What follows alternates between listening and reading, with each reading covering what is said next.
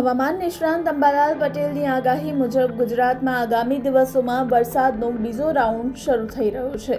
તેમની આગાહી અનુસાર ઓગસ્ટ મહિનાના અંતમાં રાજ્યમાં ભારેથી અતિભારે વરસાદ પડવાની શક્યતાઓ જોવા મળી રહી છે।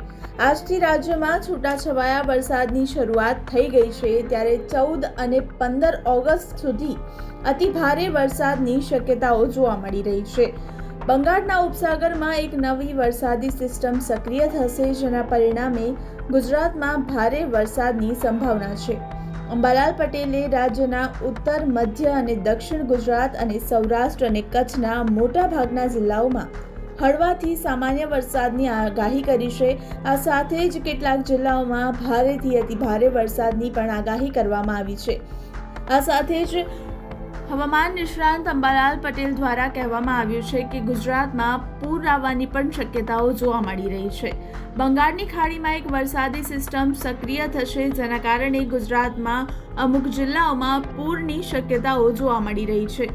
અંબાલાલ પટેલે બનાસકાંઠા, પાટણ, મહેસાણા, સાબરકાંઠા, ગાંધીનગર, અરવલ્લી, અમદાવાદ, મહીસાગર, ખેડા, આણંદ, પંચમહાલ, દાહોદ, વડોદરા, છોટાઉદેપુર, નર્મદા, ભરૂચ, સુરત, ડાંગ, તાપી, નવસારી, વલસાડ, દમણ અને દાદરાનગર હવેલી, સૌરાષ્ટ્ર અને કચ્છમાં સુરેન્દ્રનગર, રાજકોટ, જામનગર, ભાવનગર, પોરબંદર, જૂનાગઢ, અમરેલી, મોરબી, દ્વારકા, ગીર સોમનાથ, બોટાદ અને દીવમાં ભારે વરસાદની આગાહી કરી છે। રાજ્યના ભાગમાં સાર્વત્રિક વરસાદ થવાની શક્યતા રહેશે। બંગાળના ઉપસાગરની મોટી સિસ્ટમ આવી રહી છે। આ ઉપરાંત કેટલાક અપર એર સર્ક્યુલેશનો અને ઘણા સામુદ્રિક પરિબળો જોતા આ વખતે વરસાદ ભારેથી અતિભારે વરસાદ થવાની શક્યતા રહેશે। ખાસ કરીને બંગાળ ઉપસાગરની સિસ્ટમ ગુજરાતના ઘણા ભાગોમાં વરસાદ લાવશે। તારીખ 14-15માં પૂર્વ ગુજરાતના ભાગો, ત્યારબાદ લગભગ મધ્ય ગુજરાત, ઉત્તર ગુજરાતના ભાગો અને ઉત્તર લગભગ સાબરકાંઠાના ભાગો અને કચ્છના ભાગો તેમજ સૌરાષ્ટ્રના ભાગોમાં વરસાદ થવાની શક્યતા રહેશે। જેમાં દક્ષિણ ગુજરાતના ભાગોમાં ભારેથી અતિભારે વરસાદ થવાની શક્યતા રહેશે। જૂનાગઢ, અમરેલીના ભાગોમાં ભારે વરસાદ થવાની શક્યતા રહેશે।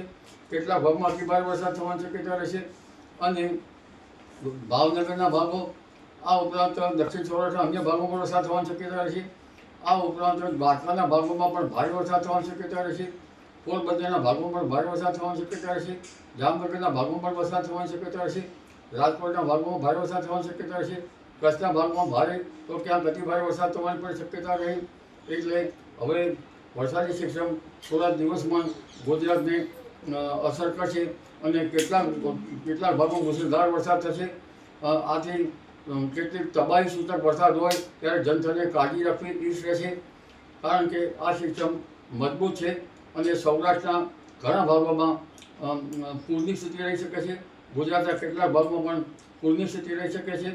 મહેસાણા, કચ્છ અને લગભગ ગુજરાતના ઘણા ભાગો, અમદાવાદ, ગાંધીનગરમાં પણ મુશળધાર વરસાદ થવાની શક્યતા રહેશે। જી।